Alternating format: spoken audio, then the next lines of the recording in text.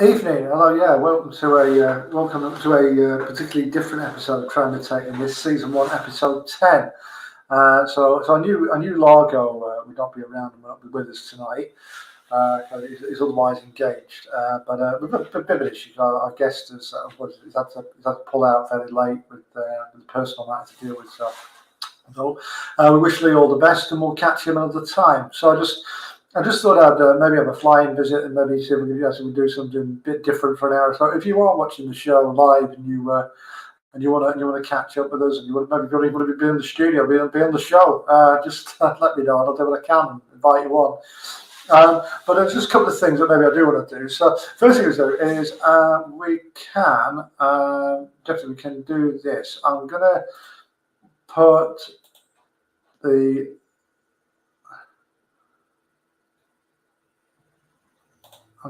Lee music on.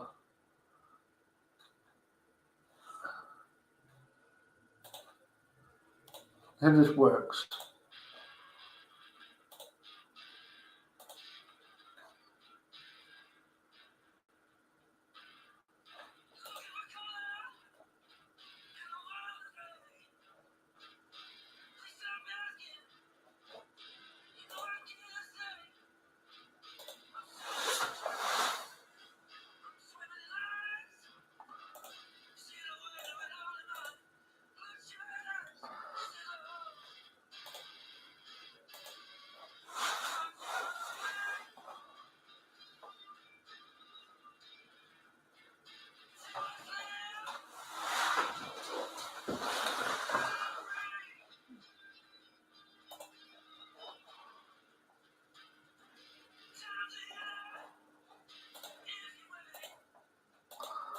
Okay, I don't know if I don't know if that actually worked, but there you go.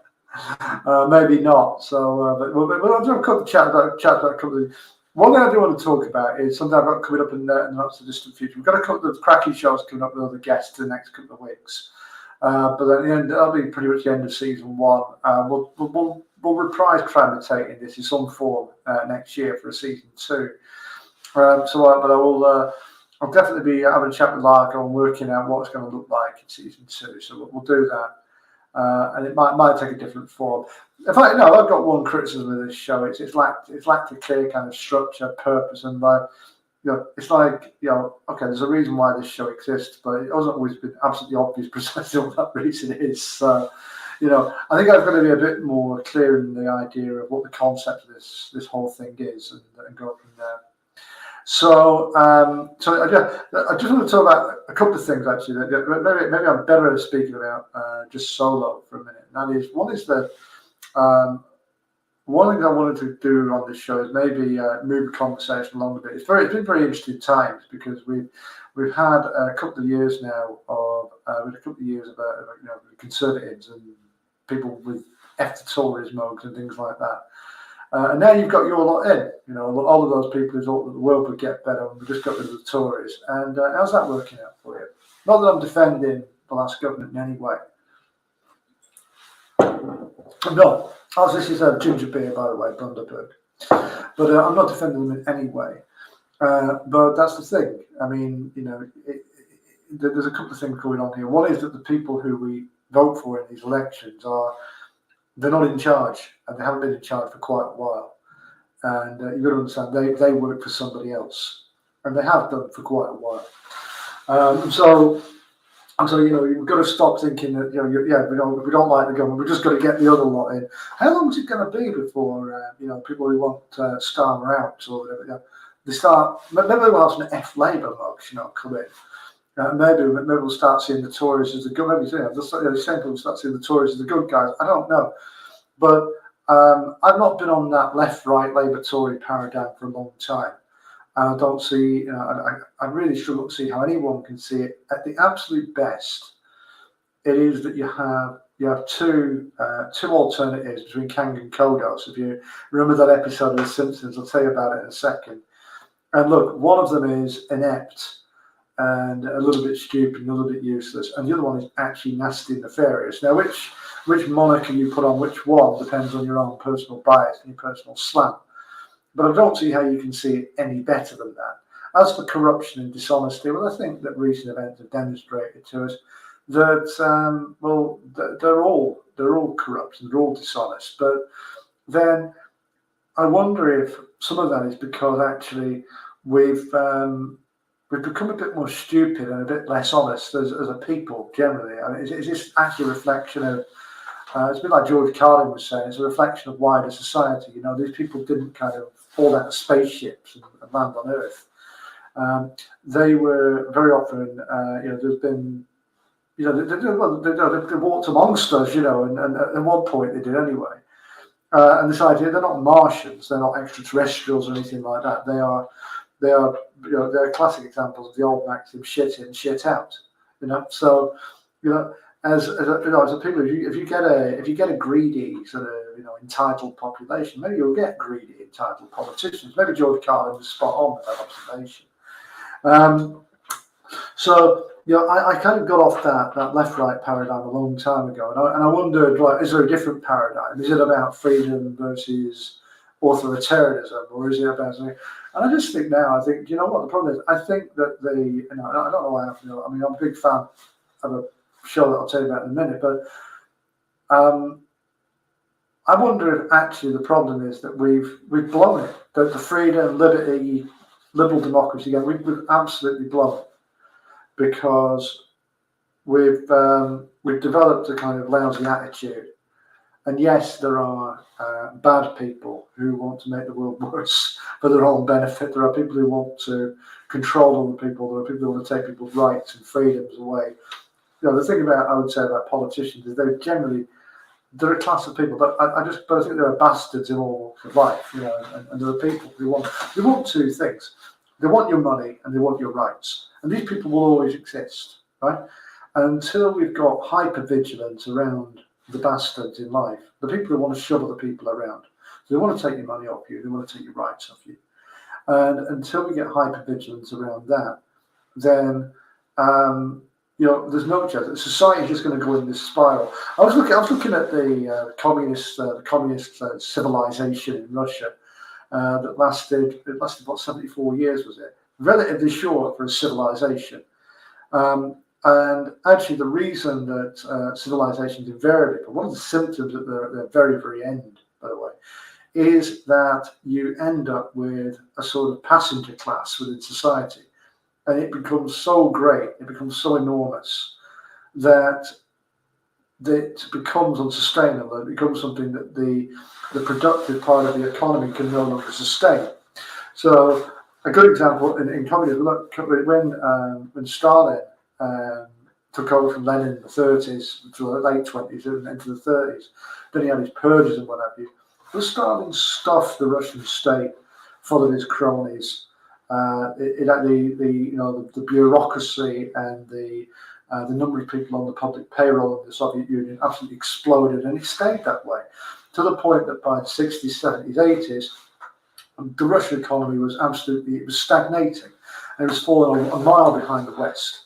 And part of the problem with that is that this stagnating economy, which already had the burden of having enormous money to spend on the military, it was like 15% of GDP was already going on the military. So that was a lead weight around the economy.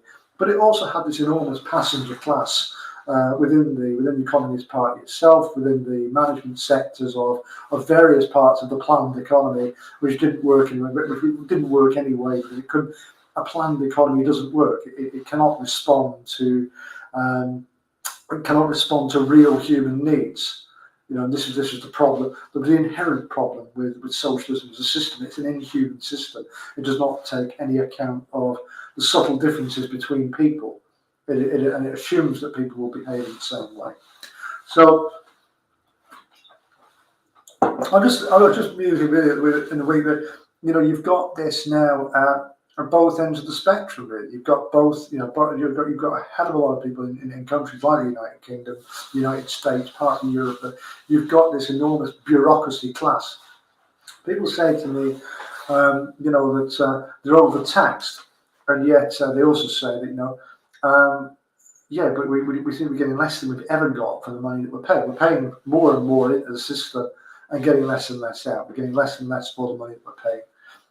And if you look at basic things like bin collections or whatever, you'll see that's exactly right. So where is that money going? Because you do have the kind of size of a socialist state. It is spending, the thick end of half of the cake, and yet what is that money going on? What is that money being spent on? It's being frittered away. It's being frittered away on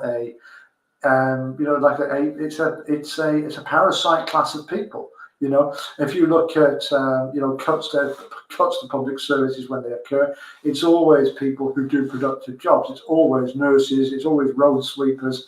There's always bin men who lose their job. It is never the smoking cessation officers or the climate change coordinators or the LGBTQXYZ coordinators. They all stay in post. It's never the army of people with clipboards who walk around meeting. Their job is to meet targets, rather like the middle managers in the Soviet Union, of whom there were an absolute enormity. And what happened was that the people who put this stuff together, who build these empires within the public sector, because they think it's a good idea because it employs people. There's no grasp of, well, look, the productive part of the economy, that evil thing called capitalism, that generates jobs and wealth and whatever, has to work even harder to provide for these things. And actually, as you load more and more of this parasite class onto the economy, you end up with a functioning, the functioning economy that's supposed to pay for all this. It's like that episode of The Simpsons, where Homer's in the Stonecutters, and he doesn't even wipe his mouth with the parchment. They're having ribs, and he wipes his mouth with the parchment. They all gasp in horror, and they send him home naked. And they tell him he's got to wear the stone of shame on his leg, right? And then they discover he's the chosen one. And he's got this boulder to walk around with. Well, that parasite class is a boulder around the leg of the productive economy, and it always will be. And it's a very, very key point of, basically civilizations that are at their very end. That this always happens. If you look back right through history, things will happen, and it will either be an economic collapse or maybe military conflict. I hope not. But something will happen that will trigger this, and something will happen that will reset things. And I don't mean that. We're already seeing it in places like Argentina.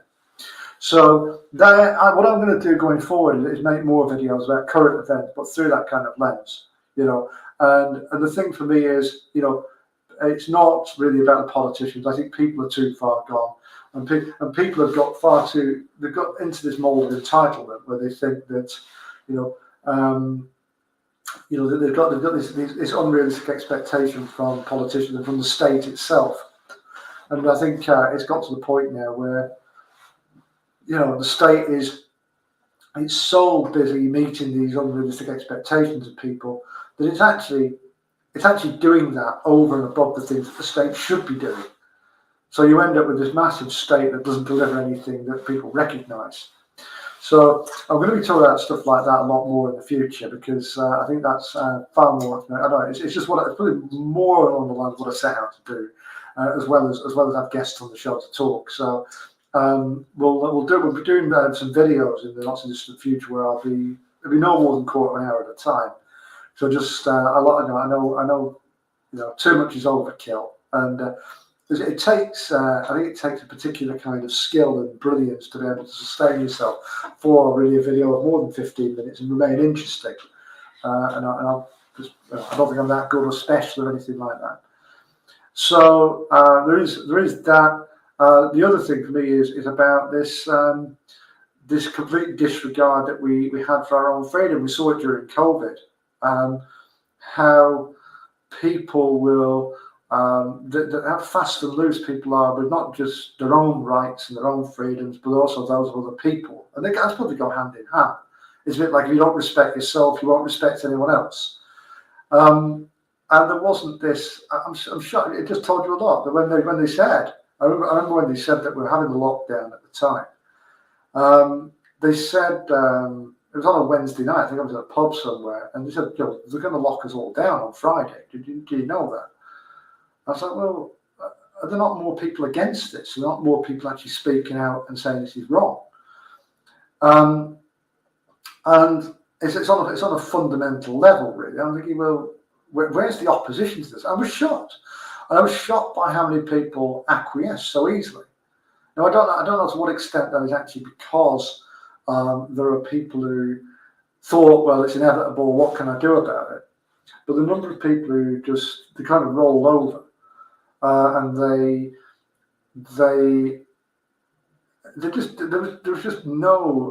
was no vocal kind of, hang on a second, what's good? Did I miss a memo on this one? There was a meeting last week that I missed. The thing was, there wasn't that determination, fight to hang on to your freedom. You know what he said as well, that Kelly, when they first locked people down, which was, it's going to be for 4 weeks, don't worry, it's 4 weeks, promise, then everything will go back to normal. And I said, right, okay. All right, you've got your wish, you've got your lockdown. Those of you who want a lockdown, because I don't get some sort of strange fetish or whatever. I said, next week, okay, let's hold them to the 4 weeks. In 4 weeks and 1 day, life had better have gone back to normal, right? And I was told, don't worry about it. It's for 4 weeks. I was amazed. Where did this, these politicians everybody hates. I was curious. I was like, well, where did this sudden faith in politicians, this sudden trust in politicians come from? That, oh yeah, well, if they say it's only going to be 4 weeks, don't worry about it. It's going to be okay. Hang on a minute. I think you should be a little bit more paranoid about this, frankly. And well, I don't take any great credit for being right about it, because it wasn't the most obvious thing in the world. That I think had we been told from the outset it's going to be the thick end of 2 years on and off, there would have been real trouble. We were told it's for 4 weeks. And they kept they kept rolling it, and they kept rolling it out and extending it, and then we were allowed back out again briefly, and then we were told, oh, it's because some people misbehaved and they went to the pub and they congregated with each other. You're all locked down again, like bloody children or something. And I was going to do a show about lockdown memories, actually, so I'll just maybe talk about it for a few minutes. Thanks to the few people who are hanging around. One of the things I remember about lockdown was and probably the creepiest element of it for me was these acts of state worship, like demented fucking seals on a Thursday night. I was absolutely shocked by it, because we were told to do it. I'm trying to remember who did tell us to do it, but it would appear that if they told you to run out in front of the 125 bus, they would do the same thing as well. So we were told to go out on a Thursday night and applaud, but only applaud people who work for the state. I don't know if anyone else noticed that, but it was only people who work for the state. The good people behind the counter in the shops down the road from me, which all stayed open, they did a heroic job too, and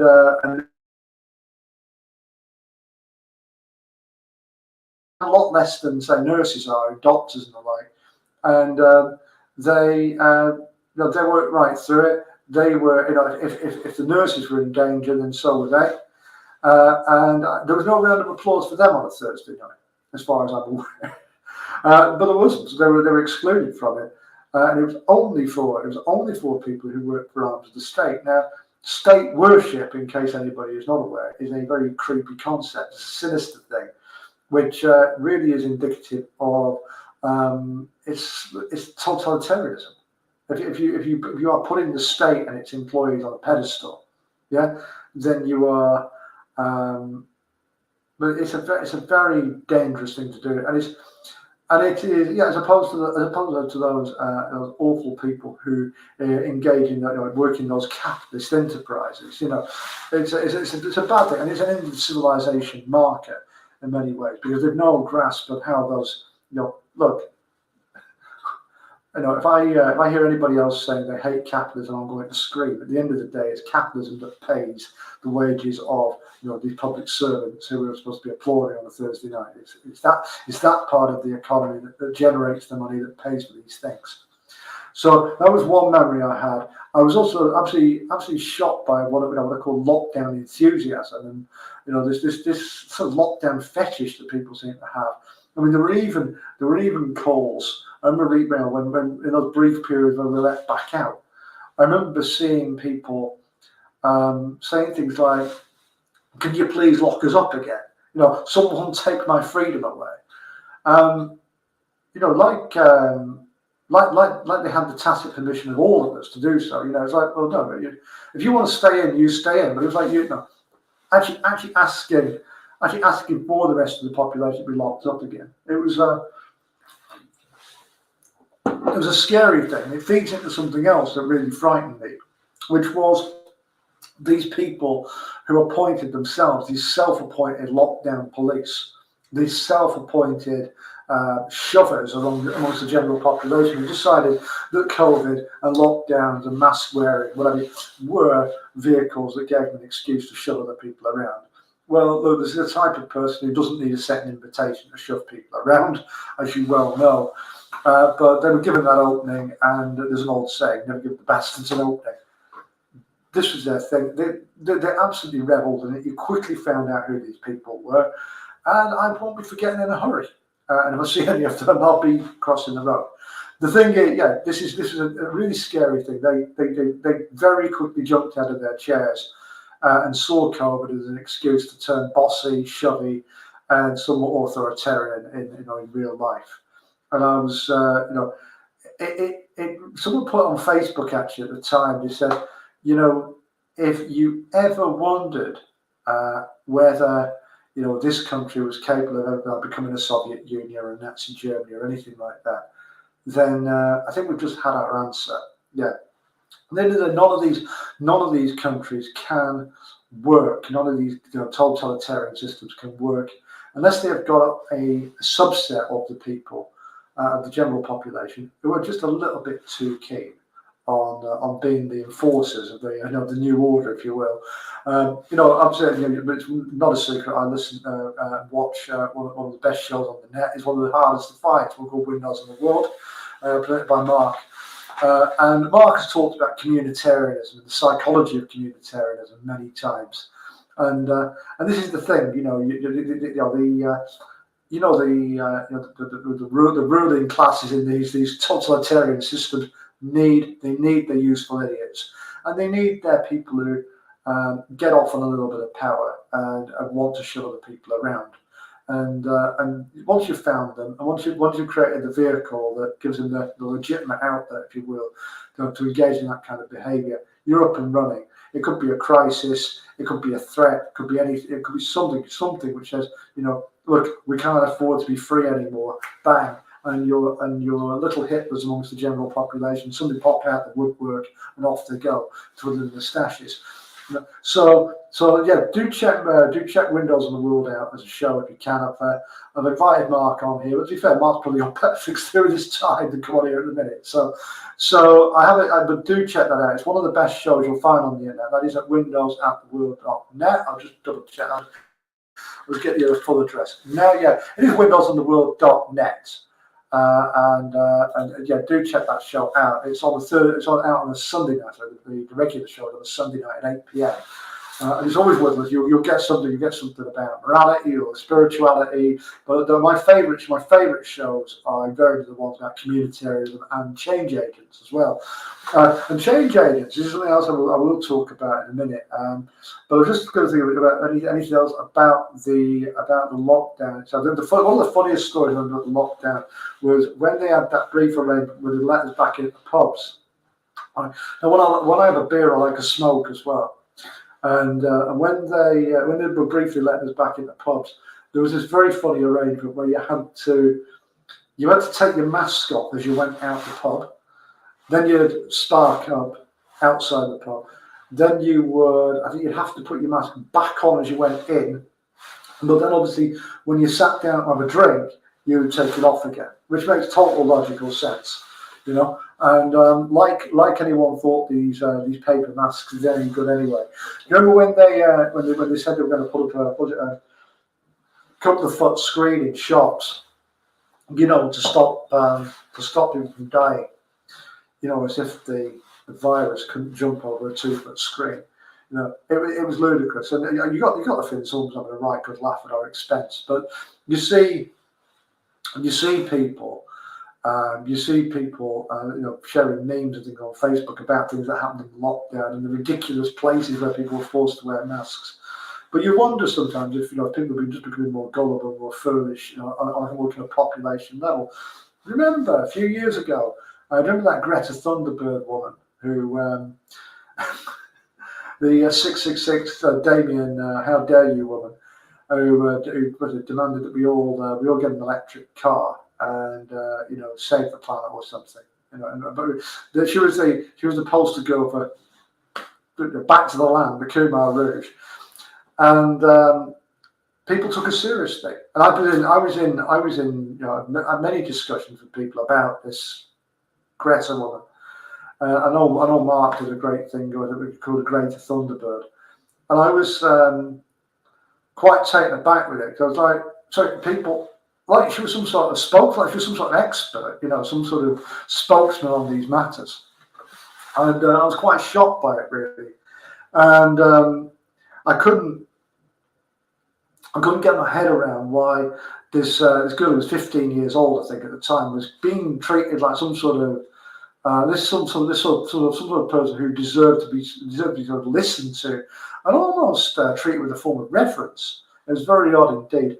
And then I think it was just after that, there was a whole summer when people were out on the street looking for Pokemon. I don't know if you remember that, but people were out looking for Pokemon on the streets. So perhaps we shouldn't have been surprised that they got duped by the lockdown the way that they did. We should have seen it coming. Look, I don't know what it is. If people are suspended their critical thinking or whatever, I'd like to think that in the future, were it to happen again, that we would have a bit more cynicism about it, and a few more people prepared to ask all good questions.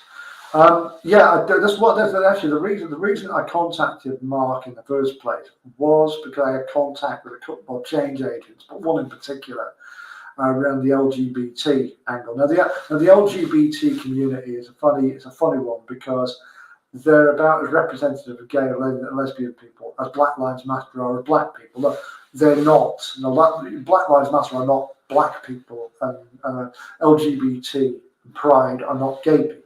Right? They're not one and the same thing, and they claim to represent. Actually, in many ways, that is a dehumanising thing because it's what we call group determinism. And I had this run-in with a change agent. Now, a change agent. How would I describe a change agent to the uninitiated? These are people who kind of appear out of nowhere where you live. And another word I would use for a change agent is an activist. So there will be they're like fake activists or planted activists, and very often they will come in to steer something in a very particular direction. They will come in maybe under the guise of campaigning for something, but they're not real, and they've been parachuted in by somebody.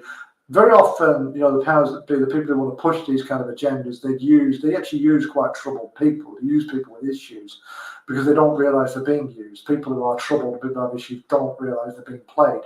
That they think if they get a platform, and believe me, this show will never get a platform.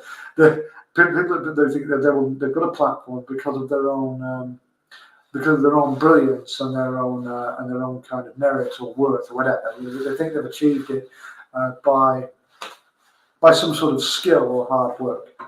Just double checking something here, right?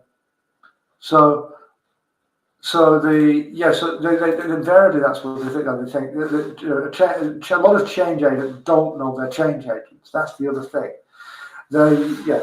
So really what you're looking for people who are they appear out of nowhere. They might appear somewhere. They're very into campaigning for things, and they very quickly assume leadership positions as well. They're not happy. They won't be happy to be out there leafleting and just volunteer. They want to be in charge. That's quite clear. They will assume a leadership role, or they'll put themselves in one. They'll be very strident, and from the experience that other people have talked about change agents, very often they will be put into opposition groups by somebody else from the outside with the explicit purpose of wrecking that opposition group from within. So one that's happened is the anti-fracking thing. So whatever you think of fracking, there's a legitimate debate going on about it. But the anti-fracking movement, people who don't want fracking where they live, have been they've been nobbled from the inside. They've had these change agents put in. And the thing about change agents can often be things like provocateurs as well. So, this is what I was saying about the riots as well. It's a very, I was mentioning that in a couple of the early shows, really. That, look, those idiots who got caught up in the trouble, look, you are complete idiots because you've given the bastards an opening. But you need to see as well that there were adjunct provocateurs in those riots. There were people who were busting. There were professional demonstrators and professional troublemakers in the mix of those riots. And this was the thing. They were even advertising. If you'd like to riot tonight, there'll be riots available in the following towns. Please pick the nearest one. Come on. It'd be like there was obviously something very dodgy about the whole thing. There was obviously something premeditated and planned. And actually, very few people turned up to these announced riots. It's like your favourite band announcing the dates for their UK tour. So I wanted to get that across. I don't know. I had disagreements with a couple of guests on here about it really when I said that there were adjunct provocateurs in the riots, but there were, and I struggle to see how people struggle to see that. There was clearly a desire to instigate the trouble. Let me just explain the psychology of this for a minute. I don't know how many of you will remember doing anything bad when you were young, but the difficult thing that the most daring thing is being the person who, I don't know, sets fire to the first thing, or lobs the first brick, or throws the first punch, or whatever. Yeah, you won't get riots and trouble and disorder on a regular basis because people don't want to be that person. They don't want to be that person who caused the trouble, who lit the spark. However, if you get people, particularly people who are angry, particularly if that anger is also multiplied by however many pints they've had that day, and you give them ready-made trouble to turn up at. And by the way, somebody's already thrown the first brick and shouted the first abusive word or the first chant or whatever, and it's all gone off already, and you've given them a ready-made riot to join in with. That's a different matter. Of course, they wouldn't have gone out and organised one on their own, but that's the psychology of it. It's the people who were actually instigating the trouble were very often people who've been planted there, people who were professional instigators, professional demonstrators, professional troublemakers. I wish more people could see that. These were not real. The other thing about this is, of course, that the riots were called far-right riots, and there is not, I want to repeat this, there is not a massive organised far-right in the United Kingdom, and there hasn't been a big organised far-right in the United Kingdom since probably the National Front in the 1970s, when it threatened to break through but ultimately didn't. There hasn't been an organised far-right in Britain for 50 years. And I despair at this because, like, if you actually go out and you meet some people, you speak to them, have you met any genuinely far right people? Have you met anybody who wears a uniform and celebrates Hitler's birthday, or thinks Mussolini was a great guy, and thinks that fascism is actually a good thing and a good way to go? Do you know any fascists? If you know any fascists, then please get in contact with the show, because I've met the odd idiot, I've met the odd person who says daft things, but I don't think I've ever met a genuine fascist in my life, right? And there isn't this massive fascist or neo-Nazi movement kicking about the United Kingdom. There isn't. You might get a few angry skinheads kicking about outside a kebab shop on a Friday night, but that's it. So the plan really going forward would be to talk about stuff like this in videos that are normal as a quarter of an hour. So you've got topic suggestions you want to talk about in the week or whatever. I'm going to do that from November. So the final show of Series 1 will be on the 1st of November, funnily enough. We've got a couple of great guests coming up. And they are as follows. So Lee couldn't make it tonight. Provisionally, we have got him booked in for next Friday, the 25th. And he's got a brand new record out called Searching. Some great tracks on there. And I know he made that record at the same studio that Traces and I attend. 3507 in Penwitham. So evening, Nick and Claire there if you're listening. We'll have Lee on, and we'll hopefully play a couple of his songs and have a good chat about the making of that record, creative process, gigging live, his experiences of all that, and plans for the future as well. So it should be fun. The next show after that will be on Halloween. We did have a Halloween special lined up after all.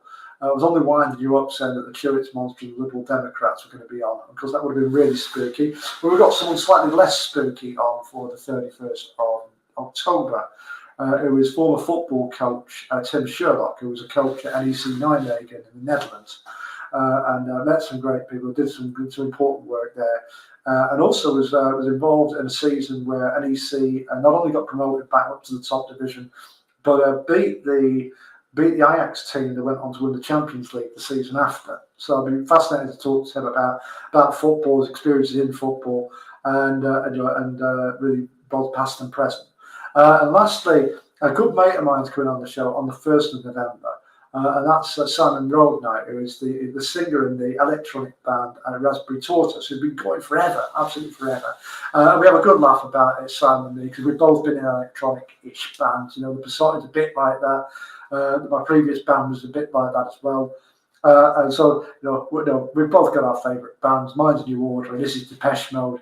We have a bit of a laugh about that. And Simon's a great guy, and he's from Batley as well. But besides that, he's a great guy, you can say.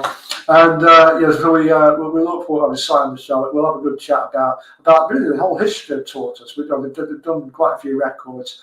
And a lot of the best bands you'll see, they don't really make it, do they? They don't really sort of make an enormous impression, in terms of being I don't put this in terms of selling records or anything like that. A lot of the music has changed a hell of a lot, and the thing is that the days of like some of the best bands in the country getting on national television are over. The whole profile of music has changed. And we'll be having a chat about that, but also about Si's sort of musical history of the Tortoise and other things as well. So that'll wrap that show up. And after November the 1st, my plan is to do more videos about content like this that we've just been talking about. So if you've got anything particular you want to talk about and want me to talk about, please do. Just let me know. And we'll go from there. I was going to wrap up with one other thing. I was going to call it a bit of an early night tonight. So thanks to a couple of people who are in listening, and thanks to anybody who chooses to listen after the fact. Let's have a Besotted song if we can. And this is called Hey Ledge. I don't think I've played this before, so here we go. I'm not a son.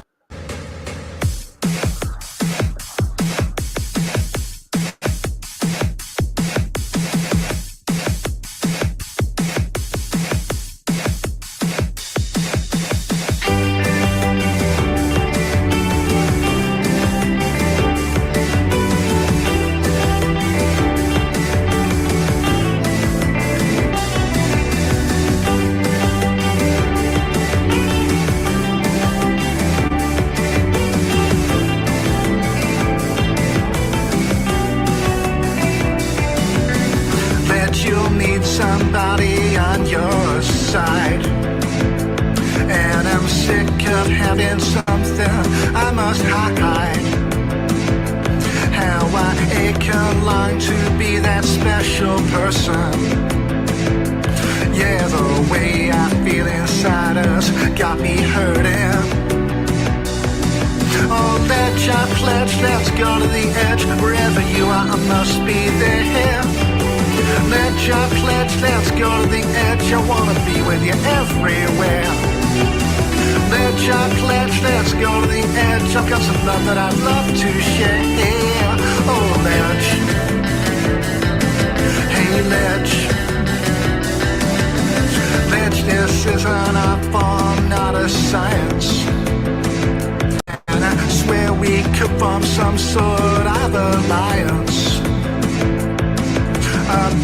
much greater than sister and brother. Hey, imagine if we looked out for each other. Oh, let chocolates, let's go to the edge. Wherever you are, I must be there. Let chocolates, let's go to the edge. I wanna be with you everywhere. Let chocolates, let's go to the edge. I've got some love that I'd love to share. Oh, let's. Hey, let's. Let's. I know love's not about possession. And a little unrequited might be harmless. I know that there's no real risk of regression.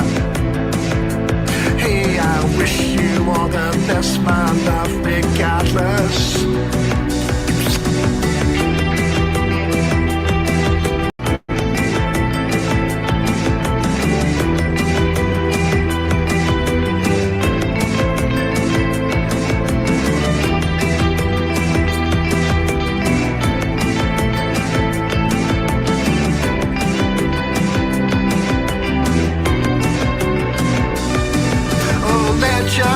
Let's go to the edge, wherever you are, I must be there. Let your pledge, let's go to the edge, I wanna be with you everywhere. Let your pledge, let's go to the edge, I've got some love that I'd love to share. Oh, ledge. Hey, ledge. Let your pledge, let's go to the edge, wherever you are, I must be there. Let your pledge, let's go to the edge, I wanna be with you everywhere. Let your pledge, let's go to the edge, I've got some love that I'd love to share. Oh, ledge. Hey, ledge. Oh, ledge. Hey, ledge. Oh, ledge. Hey, ledge. Oh, ledge. Hey, ledge.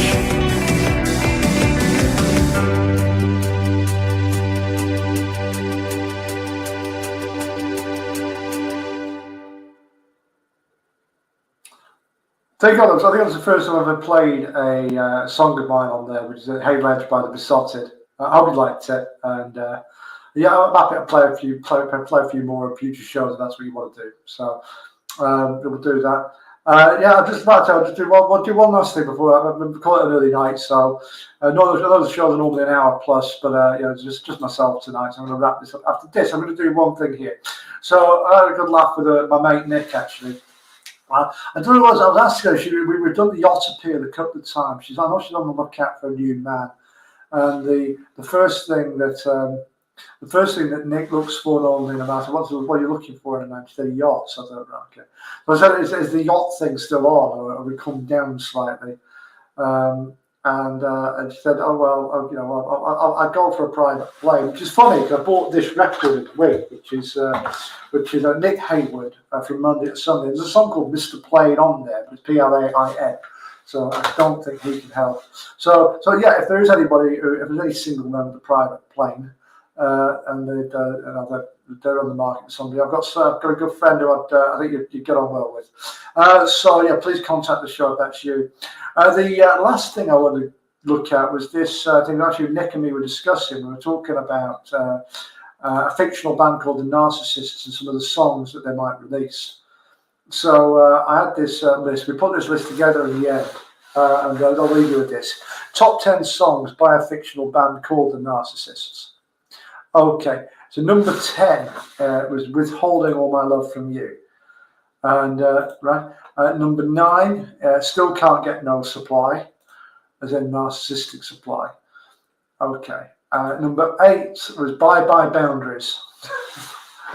And it was Bye Bye, it was Bye Bye Baby. Okay, you know that. It was a band from the 70s, wasn't it? Right. Number 7, Word Salad Ballad, that rhymes neatly. Right, number 6, the nod to the jam for this one, Love Bombing Empath Street. So you know what love bombing is. Right. Number 5 is Devalue and Discard. It actually sounds like a band of its own. It's yeah, it could work that, couldn't it? Value and Discard, like McCormack and Butler. Number 4 was Fly Monkey Fly. If you know what a flying monkey is, flying monkey is a person who does the bidding of a narcissistic or toxic person for them, like a kind of mutual friend who does their, who does their kind of dry begging for them. Number 3, triangulation. It had to be number 3, triangulation, obviously. Triangulation for the uninitiated, just where person A plays person B and person C off against each other. And it's a classic kind of toxic trick, for toxic people. Number 2 is where it's getting really good. Number 2 is Saturday Night All Right for Gaslighting, if you are familiar with gaslighting. And number one is was of course Nothing Compares to Me. Yeah, that'd be the Narcissist's biggest hit. Nothing Compares to Me. So on that note, many thanks to the few people who have been watching throughout the show. Many thanks to the many more who hopefully will watch after the fact. We'll catch you next Friday when hopefully Lee will be around, and I'll wish you all the best until the next one. Take care, and I'll see you soon.